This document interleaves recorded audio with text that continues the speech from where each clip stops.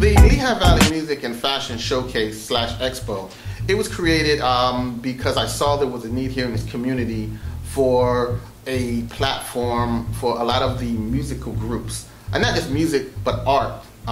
You know, a lot of the urban community. Again, it's not that I was trying to just do things for urban. It's just that that's what that was attracted to me. That's who came to me. That was my quote-unquote following. What I found was that earlier in the years, before there was a Lehigh Valley Music and Fashion Showcase, I was doing an event called Upward Bound Allentown. I did that for 3 years straight.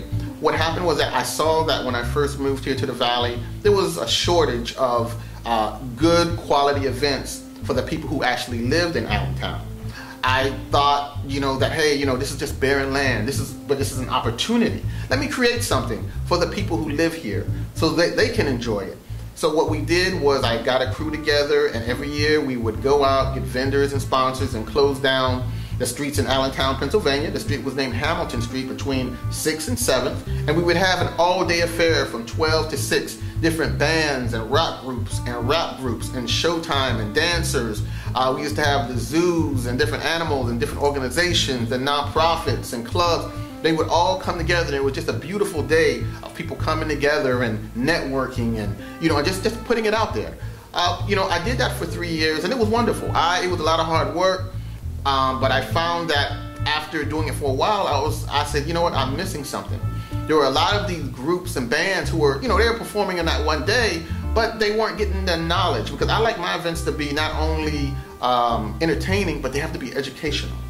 So my thought process was, okay, let me create something called the Lehigh Valley Music and Fashion Showcase, Expo, and I actually got people together.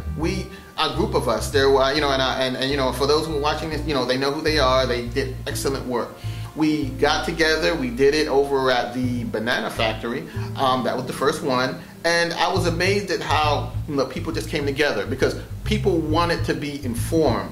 You know, so many of the young people here, they're into the music. They're into the performances. You know, you have shows like American Idol and shows like So You Think You Can Dance. And, you know, it's good that people think that's the way out, but it's bad because they think that's the only way out. I tried with this to bring a lot of different record labels from New York, from Philly. We would have panel discussions. What we did was, once we had them there, we created a showcase where all the people who had, you know, art, whether it was hip hop or rock or whatever, they could come and perform for their peers. But at the same time, during that day, we had a whole panel discussion. It told people how they needed to get industry, you know, the education that was needed, different experiences that they had. It was a wonderful thing to see, and I decided to go ahead and do that on an annual, an annual event. And so we've been doing it for the past 2 years. It's been lovely. We just recently did it at the Hyatt, standing room only. And so, you know, we're loving it. We want to make sure this happens. So that's where it came from.